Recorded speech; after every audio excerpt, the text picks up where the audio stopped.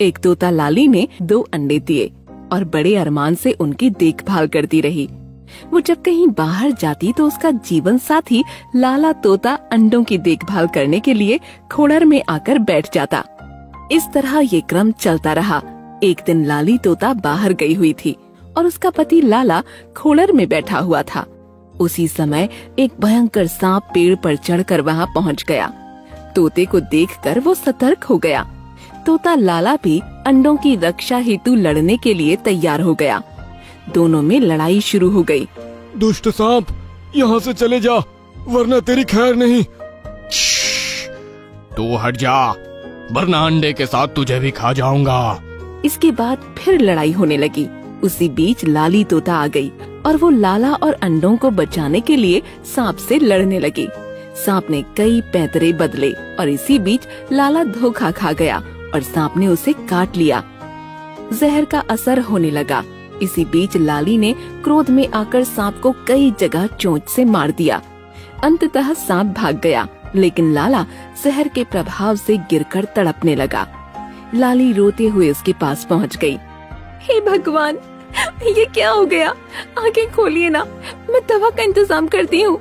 मुझे नींद आ रही है, सांप ने मुझे नहीं, आप जागते रहिए, मैं अभी दवा लेकर आती हूँ। मैं ना देखो ही सो ना पाए, मैं अभी आती हूँ।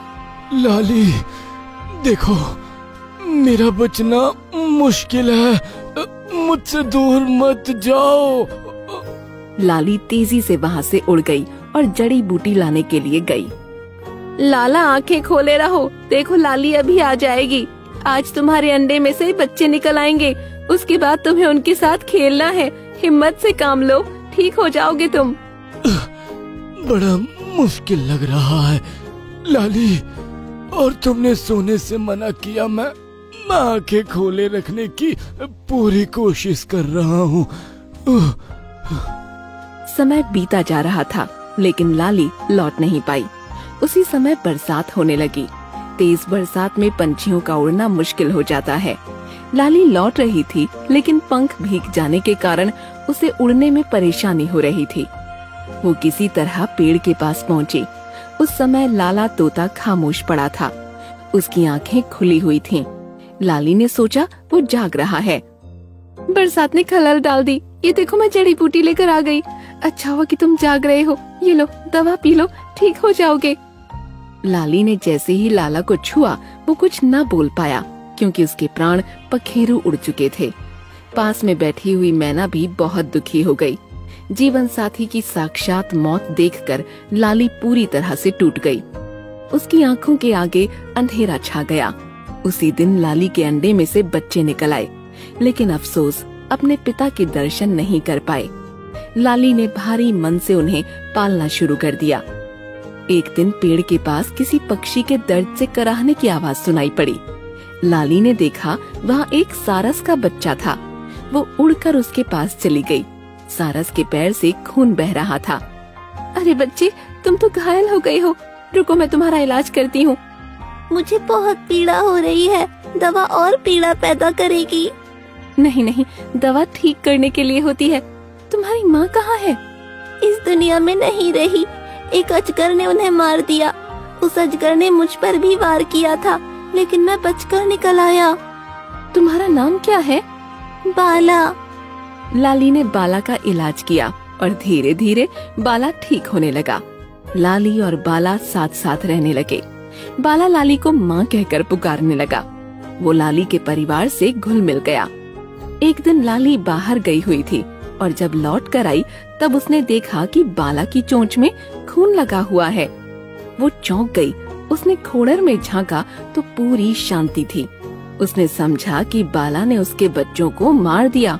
वो गुस्से में लाल हो गई और बाला पर टूट पड़ी। बाला पेड़ के नीचे था। लाली अपनी चोंच से बाला पर लगातार वार करने लगी। माँ, मुझे क्यों मार रही हो? तू हत्यारा है धोखेबाज, जिस थाली में खाया उसी में छेद किया। माँ, ये क्या कह रही हो? मेरी बात तो सुनो। कुछ नहीं सुनूंगी, मैं तुझे मार डालूंगी। लाली फिर से बाला पर वार करने लगी। उसी समय मैना वहाँ आ गई। लाली रुक जाओ, उस बेचारे को क्यों पीट रही हो? ये मेरे बच्चों का हत्यारा है। लाली बाला हत्यारा नहीं है। इसने तो तुम्हारे बच्चों की जान बचाई है। वो देखो असली दुश्मन, और तुम्हारे पति का हत्यारा नीचे मरा पड़ा है। बाला ने चोंच से मार मार कर उसकी जीवन लीला समाप्त कर दी है।